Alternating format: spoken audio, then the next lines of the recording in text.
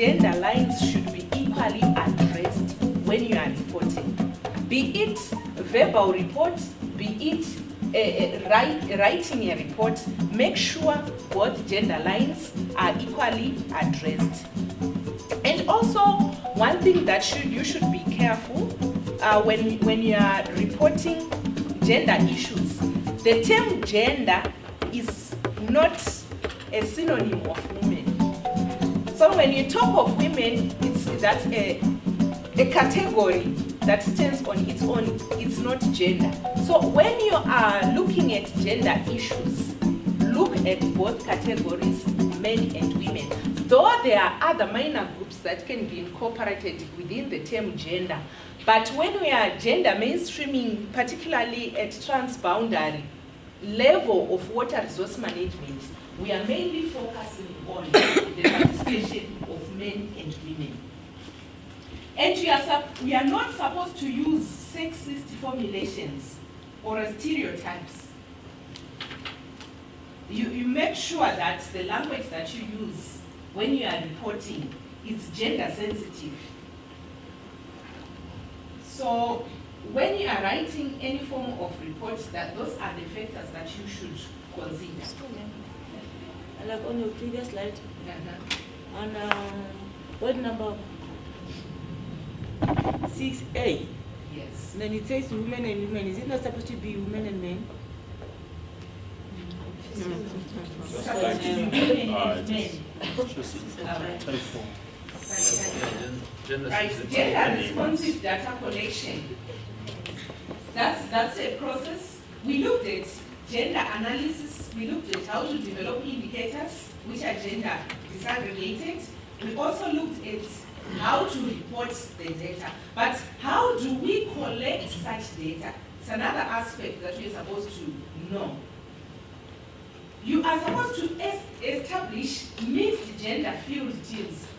Those who are going to collect the data are also supposed to be gender mainstreamed. So we are saying the interviewers are supposed to be gender mainstreamed, or the facilitators are supposed to be gender mainstreamed. Then use participatory methods to facilitate gender-aware data collection. For actually the central concept of gender mainstreaming is participation. I think during the introduction stages, we actually defined what participation is. We're saying participation can be in form of representation, or participation could be in form of role enactment. What are those people doing, right, within probably the institutions? What are they actually doing? That's participation. So when you choose the methods for collecting your data, make sure the methods are participatory so that both men and women can participate freely. And you are supposed to collect sex disaggregated data where both men and men can participate. For example, the indicators that you were developing, you were actually saying the number of women who registered as scheme members, which means to say the follow-up questions there, you are going to ask both men and women whether they are scheme members or not, which means no group is going to be excluded there. It's inclusionary. Then capture all other forms of social differences when you are collecting data.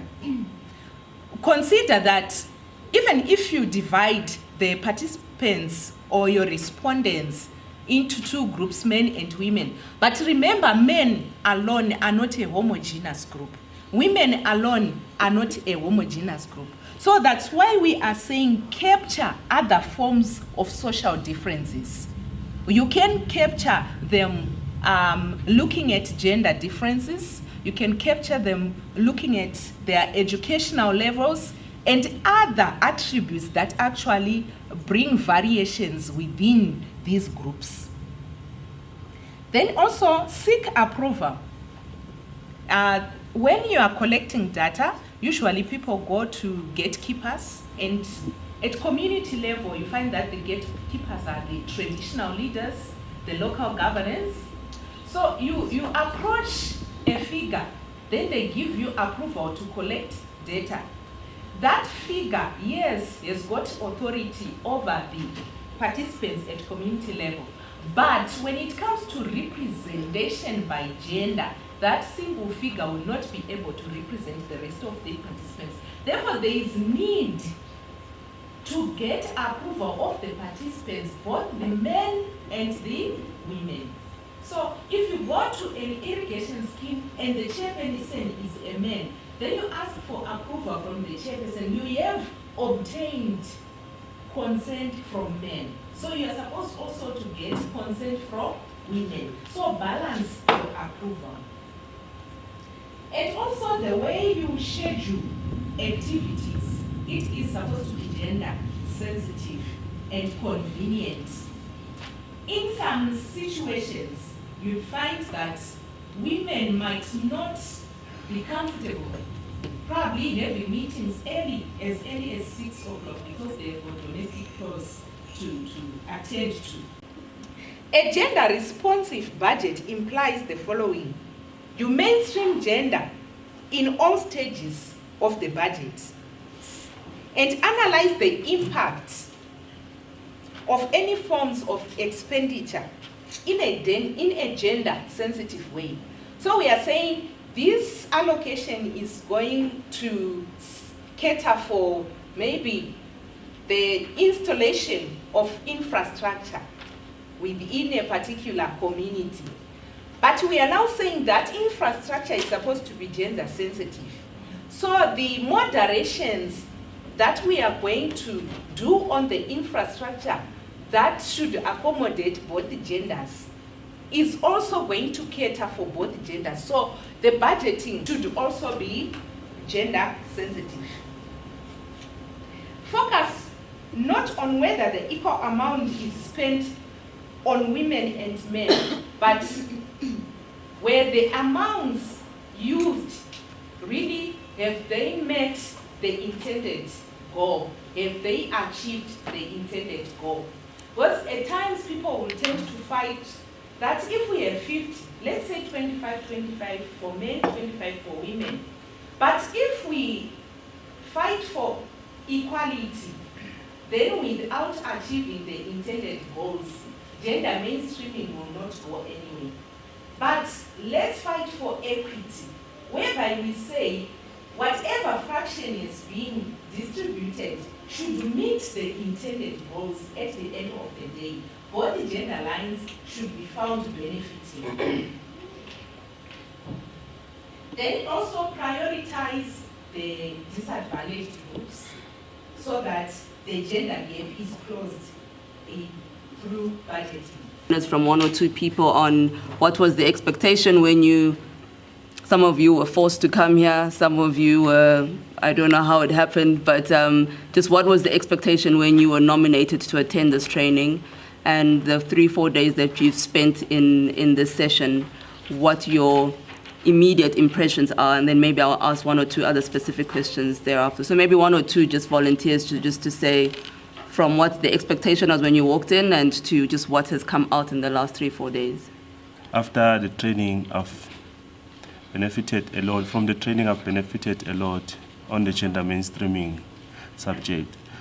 I was hoping to see or maybe go through presentations which are sort of two forms. On one hand, I was hoping to see success stories whereby gender mainstreaming was applied successfully, like how much money was allocated and what are the challenges they met, and I mean success story in the practical application of gender mainstreaming itself.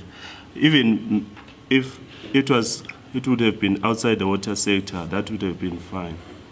On the other hand, I was also hoping to see cases whereby gender mainstreaming was applied unsuccessfully and any lesson learned from those mistakes. So those were my expectations, because it's not easy for you to dive in when there is no one who has dived in. So we have to have people who have done this thing before, so that when we go back to our homes, we are able to defend or propose the mainstreaming of the gender aspect with reference to something which has been done somewhere else successfully, or even if it wasn't successful, but lessons can be drawn or learned from those mistakes that were made as this gender mainstreaming was being done.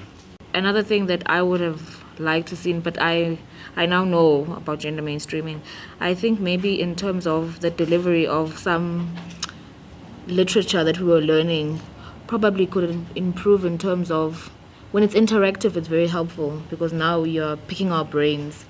But now in terms of, I think there was a section, I can't remember in the program, it was more of, I think it was too informative, too packed. It was supposed to be unpacked, and I don't know. So I think we still have, maybe a few of us still have got questions around that in terms of, I don't remember the agenda, but I think it's day 2, I think. When you say too packed, as in too theoretical, or there was just too much information? It was too theoretical. So it's going to be very,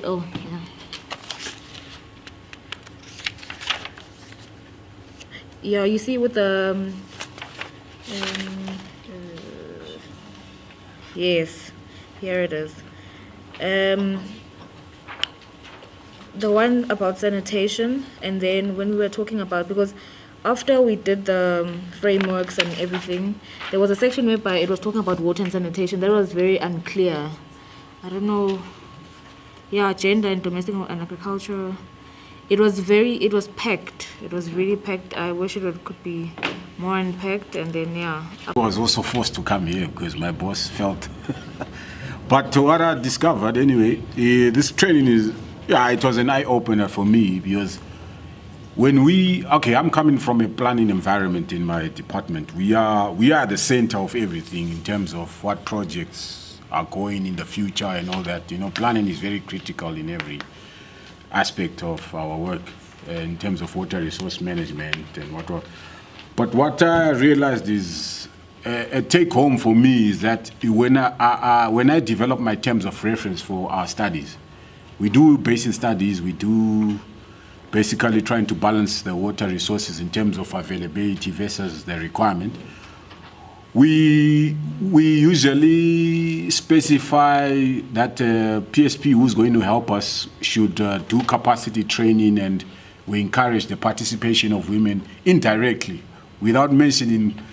It's always been a game of numbers, and we don't explicitly say do gender mainstreaming and see its impact on capacity building, or us in terms of water allocation. When you study the status quo of how water is used and going into the future, how you're going to allocate, how you're going to empower. So as one of the guys who was privileged in my capacity in terms of developing terms of reference for future studies, I will try to inculcate, is that the fancy word to use? Inculcate that gender mainstreaming and say, please, can you have a gender mainstreaming task in my terms of reference? And I would like to see their reaction to my PSPs, whether they'll open their eyes and say, what are you trying to do? And I think it will be a good start, because if we just say we want to capacity build and we encourage you to involve women or vulnerable groups, people just put it as a tick box. But now if you emphasize and say, please do a gender mainstreaming analysis or gender analysis in the project, then you dig deeper and you see the pros and cons and the benefits going forward. So I think that's my take home. From my side, I can say gender mainstreaming can well be done well with the complexity theory, because it's a whole complex situation, and in order for you to understand it, you have to break it down into pieces so that you can able to understand how to assemble all the pieces in order for us to understand how the process works at the end. Because social projects are very complicated because we have to deal with the people. We have to deal with their attitude, their preferences, their values, and all other things. So I think in future, if gender mainstreaming, or maybe if part of complexity theory, or maybe just a brief introduction of complexity theory is introduced into gender mainstreaming, I think it's going to be very much easy for new people like me, because it's my first time doing gender mainstreaming. But along the course, I did manage to try to bring in some of the projects that have been involved, whereby gender mainstreaming was being practiced, but whereby I was really not aware as to this is gender mainstreaming that I've been doing. The area of gender mainstreaming and its application is still wanting in the area of maybe research or experimentally. There hasn't been any experiments done or conducted that incorporate or regarding gender mainstreaming, so that maybe from those experiments one could have come up with models on what happens if you vary some factors, gender mainstreaming factors. Like if you increase, I've seen that gender mainstreaming is about the numbers of the numbers and also the weight. So what happens if you vary the numbers? Do you get improved results in the outcome? Or what happens if you keep the numbers constant and maybe vary the weight of the participant, probably the women, or the weight of the men? Does it affect the results? Maybe if some funds can be allocated or devoted on that to do experimental studies, maybe to model the impact or the gender mainstreaming subject. On that topic, there are studies that have been done in that regard. In the region, there aren't as many case studies.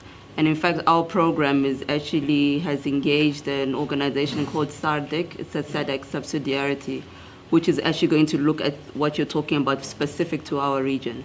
But there are studies that are there, and I think the takeaway is that maybe in the future trainings we need to have more discussions around such things, so that you see what is the impact when gender mainstreaming has been put in, and what is it when it hasn't, and how does it change when different variables are played around with. But studies are definitely there, so I think it's just important that those kind of that kind of literature is then shared, so that we can then have discussions around that sort of thing. And then another critical question for me is, as you know, most of your directors sit at the WRTC for SADC, and we've had several discussions with SADC where we have the realization that some of the bottlenecks that lie in terms of the enabling environment that we keep talking about with regards to gender mainstreaming lie at the appreciation or lack of appreciation of gender mainstreaming at our directors' levels. And all member states have been mandated to mainstream gender, particularly in the water sector. It's a directive, it's a mandate that they are supposed to uphold. And at all the WRTC meetings that SADC has, this is further instilled. But we all know that when it comes to implementation on the ground, it doesn't translate to that. So I think for me, what would be interesting is from your side, if we are to engage your directors or deputy directors in trainings around or capacity development around gender mainstreaming, how and in what particular aspects do you think would be quite beneficial that are targeted to them, that you feel would be able to at least provide that sort of enabling environment or that openness that even when you are now going back to the office and you're trying to engage colleagues, you know that at least from the leadership side there's also going to be support because there's a better appreciation. The directors most of the time is that when you just say something about the gender thing, that you're going to have a training, but it's like 4 days, most of the times because of the schedule of the work, they will not be able to attend. But if you invite them for the water resources technical meet, the SADC one, or maybe at a river basin organization, during those meetings that you have, maybe if you can slot in a period whereby maybe you can give a small, or maybe a brief introduction of gender in the water sector. So that way they'll be able to have like a knowledge, but to have like a long session, like 4 days, 3 days, definitely will not have a director attending those ones. But those that you invite them for those usual meetings that they attend, those technical meetings that they attend, because definitely at that meetings they have to go.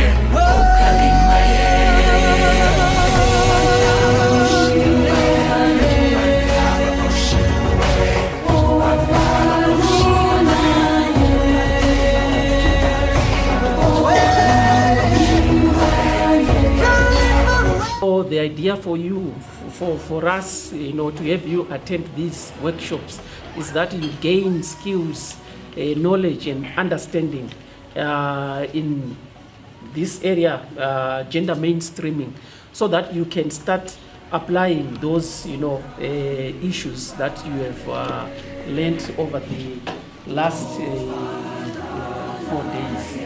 And there is no harm for you to also source funding to explore, you know, other funding opportunities, and really go on to application of what you have learned in this training.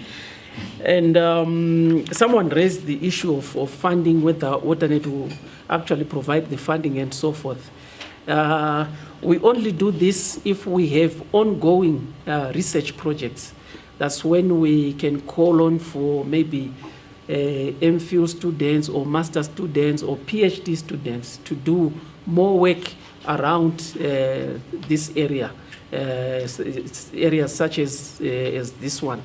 So you might find maybe at some point, if we get calls for research proposals, we can approach some of you and say, okay, let's develop this proposal together. And then if the funding becomes available, you can also benefit from that funding. Maybe yourself or your country or someone else from your country can actually benefit. Hi, my name is Nomgaisa Dladla. I'm from Swaziland. I work for SWADE. My company is a development enterprise which strictly relates with poverty alleviation in Spofaneni region. What we do mostly is we try to build infrastructure from the reservoir to the farmers in terms of canal supply and with dams, overnight storage dams. Now, with the gender mainstreaming that I've been learning today will help in our extension project, LUCIP 2, which we are actually doing construction now of the main conveyance system, which will be implemented, I think, in 2019, which will be commissioned then. So in terms of what I've learned today, I think we need to go back to the drawing board in terms of integrating the farm schemes that we will be developing in terms of their farming in different needs.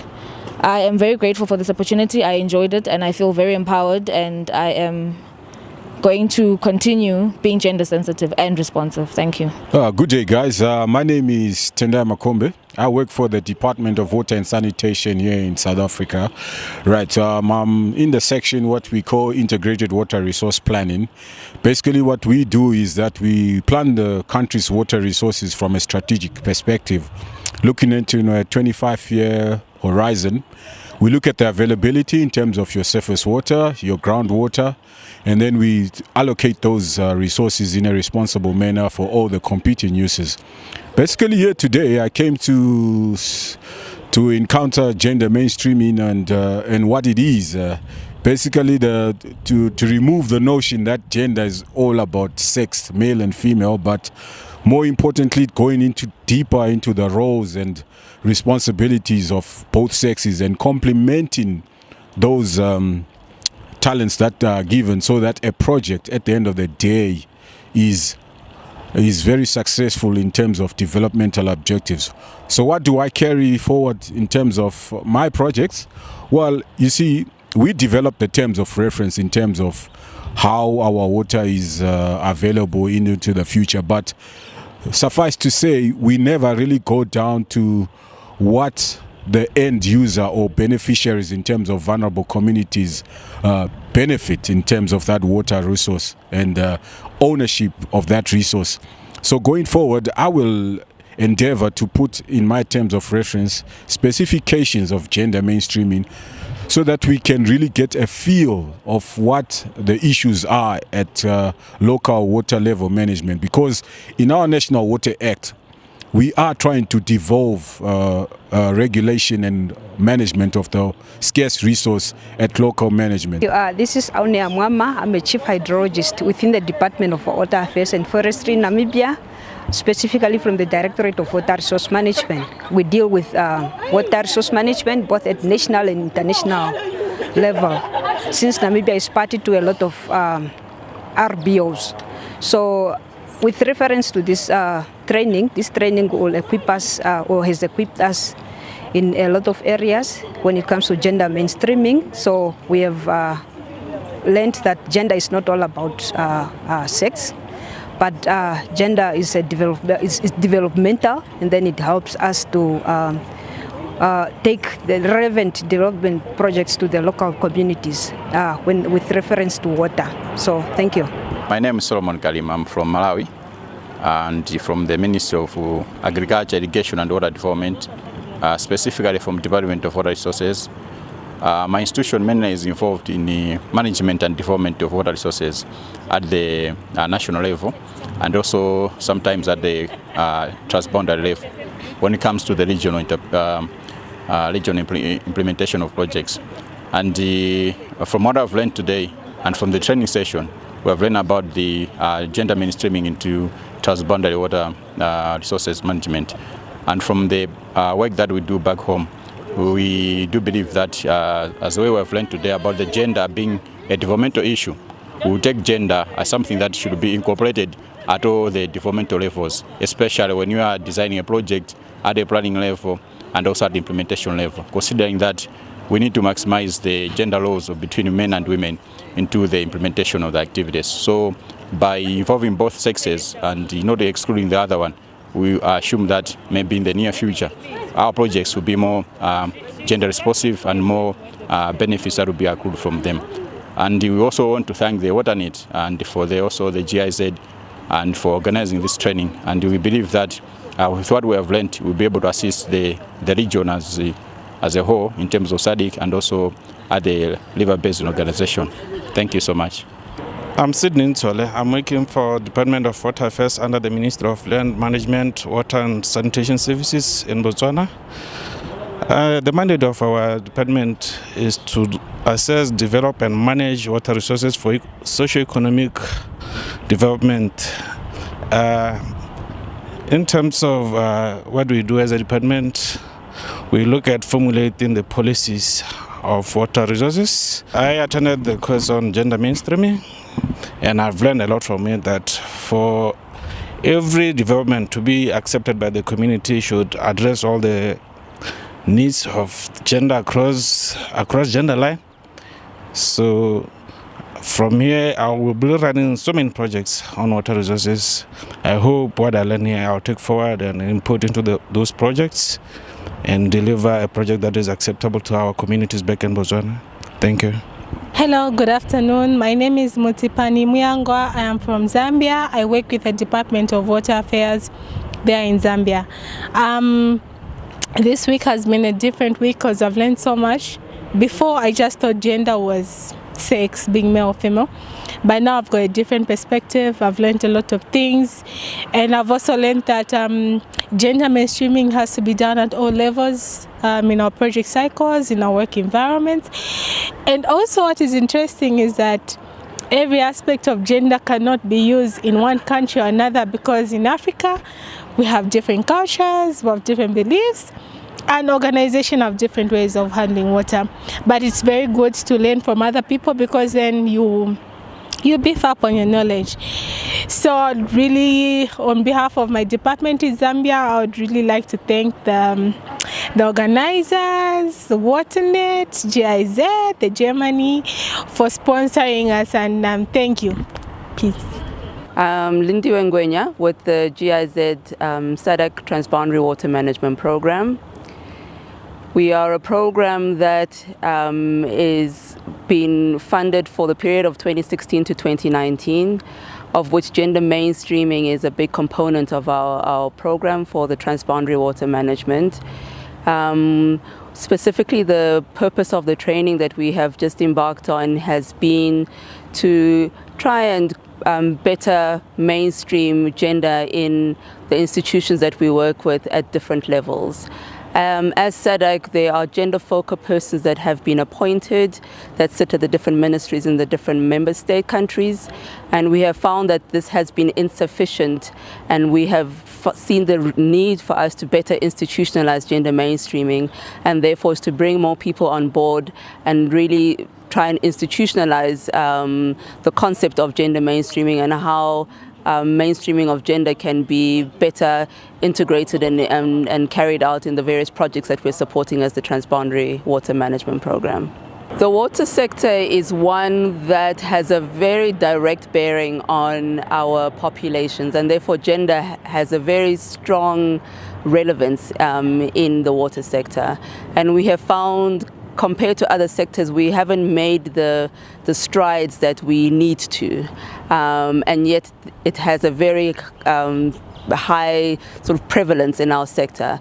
And I think purposes of capacity development and other interventions that we've identified to strengthen the mainstreaming of gender are just our various approaches to ensure that the water sector makes more meaningful efforts towards mainstreaming of gender, because of how highly critical it is. The idea with the trainings of the capacity development that we're doing is that we don't offer them as once-offs, and the reason that we are doing them at various levels of institutions is so that the trickle down is a lot more effective. We have found that if we only target one level in an institution, then it becomes very difficult for us to manage whether that trickles down. So being able to engage our colleagues working at different levels allows that trickle down effect to take place. And we also are looking at how to support our colleagues who attend these trainings when they return to their offices, because bringing them out here for 3-4 days is not sufficient. The work is really when they return to their places of work and actually have to sit down and plan projects and design projects and how they can apply what they have learned. So we're also looking beyond just the training and looking to see how we can better support them when they go back to their places of work. I found the training quite encouraging in that we brought a group that are highly technical in the water sector, mostly engineers, hydrologists, who for them it was their first time really engaging with the concept or approach of gender. Most of them really only knew what it was by name, but really had no understanding of what it was.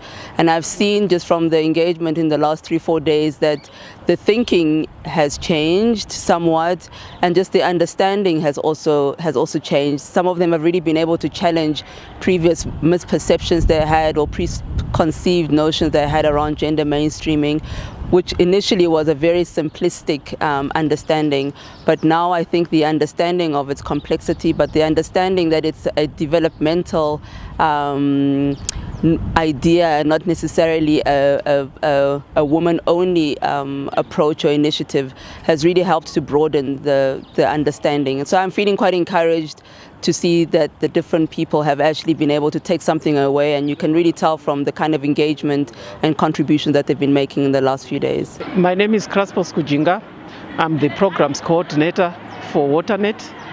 WaterNet is a human capacity building organization for integrated water resources management within the Southern African Development Community.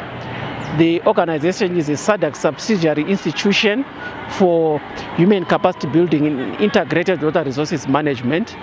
Since June 2017, we have been running a series of courses which are being funded by through GIZ, and the funding is coming from the British and the German government. So we are undertaking these courses on behalf of the SADC Water Division. The courses which we are undertaking are water negotiations skills, international water law, water demand management, communicating and monitoring river water status, gender mainstreaming, and financing of water infrastructure. So these courses are being attended by participants from SADC member states. So we have undertaken 6 courses so far, and more courses will be undertaken in 2018. I can say the course was very successful because we have had mostly middle managers from different Southern African countries. Some of them who didn't even have any understanding and appreciation of gender mainstreaming, yet they deal with issues of gender on a day-to-day basis. But now, today was the last day of the course, and our evaluation, which we did soon after the course, showed that most of them now have that appreciation and knowledge, the understanding of concepts of gender mainstreaming has greatly improved. I say this especially comparing it this with the first day when they started, when most of them didn't really understand basic gender concepts. What we have done with this course, we have we are actually going to give them an exercise which they are going to implement over the next 3 months. This will be a practical exercise which they will embed in their day-to-day work. And we have also been discussing with GIZ for a follow-up course on this one, which will be more practical now, where they will come in and go into the field to do a practical exercise. All this to ensure that they really internalize and really understand, this concept of gender mainstreaming in water resources management. As you know, globally, water resources are now getting more and more, scarce. For example, we are here in South Africa. South Africa is facing acute water scarcity, and our water resources are also becoming vulnerable, to issues like pollution. So we really need to manage the fresh water resources that are there, so that we all, as humanity and our environment, we all benefit from the available fresh water resources, which is becoming more and more scarce. I'm Emelda Takitanasho. I've been one of the facilitators during the training. It was run by WaterNet. Basically, it was meant to conscientize water resource managers at transboundary level on how to best manage resources so that the beneficiaries of the resource actually have access and control of this resource equally. We're looking at the introduction of gender mainstreaming at the transboundary level, considering that most of the activities that have been done at this level were not integrating gender, on the assumption that water allocation at transboundary level is gender neutral.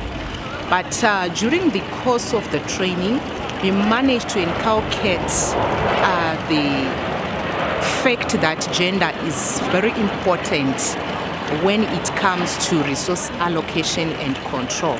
So once the water managers at transboundary level actually embrace the fact that gender mainstreaming is important, the idea will then trickle down to the grassroots water users and will bring equality.